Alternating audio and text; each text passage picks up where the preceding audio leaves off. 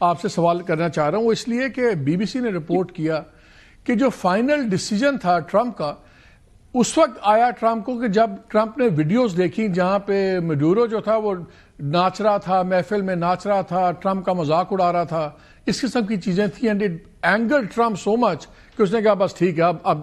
ٹھوک دو اس کو، اور پارٹیز کے اندر بھی سب کچھ۔ پاکستان آج کل بڑا ہم خوش ہیں کہ ہمارے ٹرمپ سے بڑے اچھے ریلیشنز ہیں، لیکن ہم نے یہ دیکھا کہ جہاں ٹرمپ کی پرسنل بات آپ انکار کر دیں تو ٹرمپ کسی بھی حد تک جا سکتے ہیں۔ سوال میرا یہ ہے کہ ایک بڑا ایشو بنا ہوا ہے پاکستان میں غازہ کے اندر ملٹری فورسز کا، جو انٹرنیشنل سویلائزیشن فورس ہے، اور بہت پریشر ڈالا جا رہا ہے پاکستان پہ کہ آپ انیشل فیز میں اندر آئیں۔ پاکستان نے بار بار کہا ہے کہ ہم پیس کیپنگ کے لیے آئیں گے، پیس امپوزیشن پہ نہیں آئیں گے، ہم نے نہیں نہ حماس سے لڑنا نہ کسی اور سے۔ اب جو ٹرمپ نے شو کرایا اپنا یہ ہاتھ جس طرح کا، کتنا پریشر پاکستان پہ بن سکتا ہے اور پاکستان کس طرح اس کو ڈیل کرے؟ بیکاز اب امریکہ کا ایشو نہیں، اب ایشو ہے کہ ٹرمپ صاحب غصے میں آ جائیں گے، آپ نے انکار کر دیا despite his repeated asking you, how serious is that? نہیں دیکھیے، اس میں تو کوئی شک نہیں ہے کہ اس کو ذرا نازک معاملہ ہے، اس کو بڑی احتیاط کے ساتھ ہینڈل کرنا ہوگا، لیکن جو میں سمجھتا ہوں کہ اسرائیل کی طرف سے بھی شاید پاکستان جیسے ملکوں کی، ترکی جیسے ملکوں کی ٹروپس کی مخالفت کی جائے گی، تو پاکستان کے لیے یہ بالکل مطلب اس طریقے سے نہیں ہے کہ جی یہ ہونا ہی ہونا ہے۔ اور کچھ ایسی باتیں ہیں مالک صاحب جس کے اوپر پاکستان کی پوزیشن کو وہ اگلے سمجھ جاتے تھے کہ ہم کتنا ساتھ دیا ہم نے ان کا، اس لحاظ سے کہ بھئی ہم چاہتے تھے جنگ رک جائے، لیکن یہ ہو کہ پاکستان جا کے حماس سے لڑنے لگ جائے گا، سوال ہی نہیں پیدا ہوتا، یہ کبھی ہوگا نہیں۔ پاکستان کے یہ جسے کہتے ہیں ناممکنات میں سے ہے۔ اس وجہ سے میں نہیں سمجھتا کہ ڈونلڈ ٹرمپ صاحب جو ہیں وہ آپ پہ اتنا دباؤ ڈالیں گے۔ یاد رکھیے کہ ڈونلڈ ٹرمپ صاحب کو اور بہت سارے توقعات تھی پاکستان سے، ان کا یہ خیال ہے کہ پاکستان کے اندر بھی اگر ہم کوئی سرمایہ کاری کریں تاکہ یہاں سٹیکس ہمارے رہیں،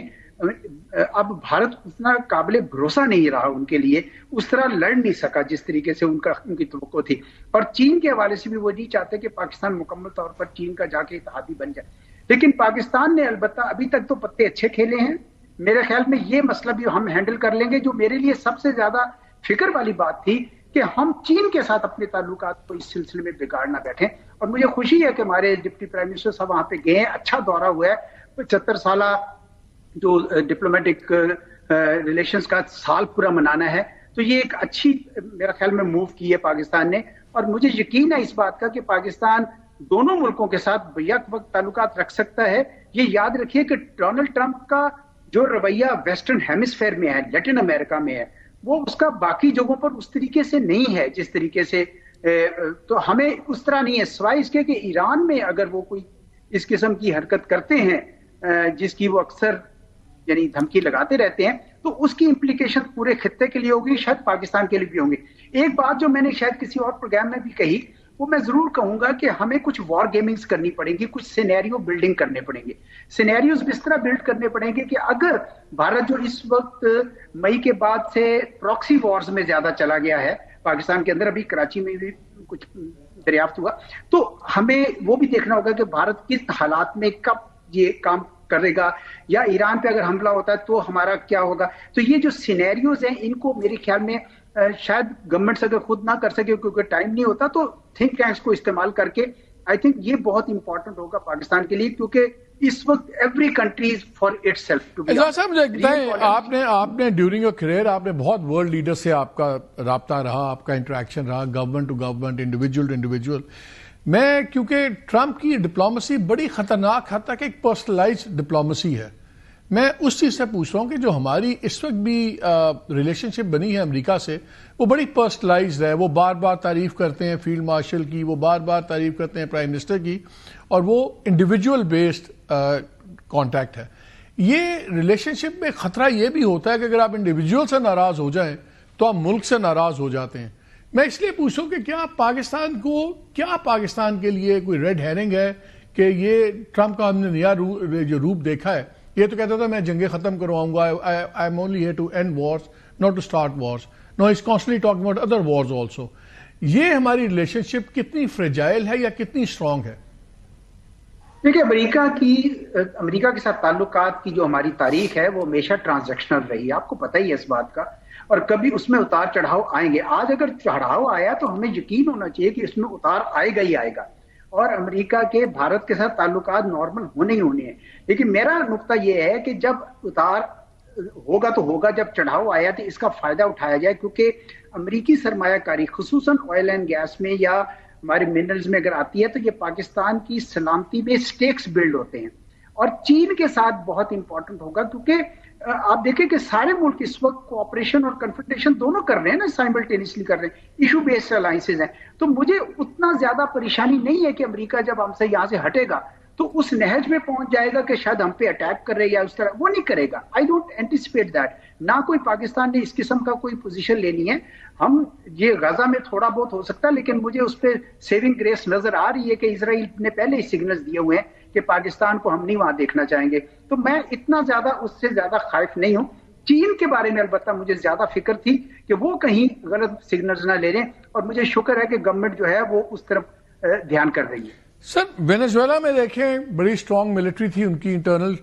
اکانومی بری حالت میں تھی، اگرچہ ریزروز وغیرہ سب کچھ ہے، عام آدمی کی حالت بری تھی اکنامیکلی، پولیٹیکل ڈیوائڈ بہت سٹرونگ ہے۔ پاکستان میں بھی کچھ اسی قسم کے حالات نظر آ رہے ہیں۔ What is the lesson for Pakistan? یہ لیسن یہی ہے کہ آپ کی وہ جو ٹرائی پوڈ نہیں تھا نیشنل سیکیورٹی کا جو بنایا گیا تھا نیشنل سیکیورٹی پالیسی میں، کہ آپ کا ٹریڈیشنل ڈیفنس اور اکنامک سیکیورٹی اور ہیومن سیکیورٹی تینوں مضبوط ہوں گے تو قوم مضبوط ہو جائے گی۔ ہمیں اس طرف سچی بات ہے زیادہ ہم نے توجہ دی نہیں ہے، نہ اکنامک سیکیورٹی پہ دی ہے پوری طریقے سے توجہ، اور ہیومن سیکیورٹی پہ تو ملینز بچے جو ہے نا اسکول سے باہر ہیں۔ ہم پاکستان کی جو ان معاملات پہ اگر کریں، اور دوسرا کچھ پاکستان کے متعلق جو ہے نا تھوڑی بیان جیسے کہتے ہیں نا کہ ذہن سازی بھی مثبت کرنی چاہیے۔ ہم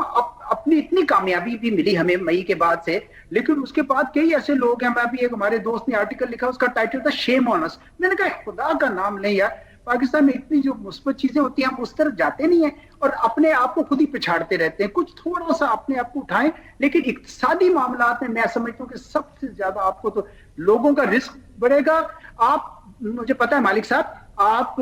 جو وہ مشن کرتے ہیں جو میرا بھی مشن ہے کہ لوکل گورنمنٹ کی طرف جائیں، آپ کے ڈیولوشن ریسورسز کے کریں۔ جب عام شہری امپاورڈ ہوگا نا، اس کو کچھ روزگار ملے گا، اس کے پاس کچھ آئے گا، تو آپ دیکھیں کہ پاکستانی قوم ایک بڑی مضبوط قوم بن کے ابھرے گی۔ تو ہمیں یہ جو ملک کی درمیان جو اقتصاد کے علاوہ جو ریسورسز کی جو تقسیم ہے، وسائل کی جو تقسیم ہے، اس پہ بڑا غور کرنا چاہیے۔ جانے دے ریسورسز کو سینٹر سے نکل کے، اور ادھر ہاں سینٹر کے پاس بھی کچھ ہونا چاہیے کیونکہ اس نے ڈیفنس بھی نہیں صحیح بات ہے، I totally agree with you۔ Ijaz Chaudhry صاحب thank you very much as always for giving us your time. ناظرین بات وہی کر رہے تھے اعجاز صاحب، جو بات بھی سمپل ہے، آپ بھلے جتنے مرضی اسٹرانگ مین ہوں، آپ بھلے جتنی مرضی طاقتور آدمی ہوں اپنے ملک کے اندر، اگر آپ عوام کو امپاور کریں گے تو آپ کی پاور کو دوام ہوگا۔ وینیزویلا میں کیا ہوا؟ لوگ غریب سے غریب تر ہوتے گئے، کرپشن بہت زیادہ ہو گئی، اکنامک اسٹیگنیشن ہوئی ہوئی تھی، سب چیزیں، قوم ڈیوائڈ ہوئی ہوئی تھی، اور الٹیمیٹلی پرائز کس نے دی؟ جو ٹاپ پہ لوگ بیٹھے ہوتے ہیں۔ پاکستان کو یہی لیسن لینا چاہیے کہ اگر عوام کو امپاور کریں گے تو سب کی پاور بچی رہے گی۔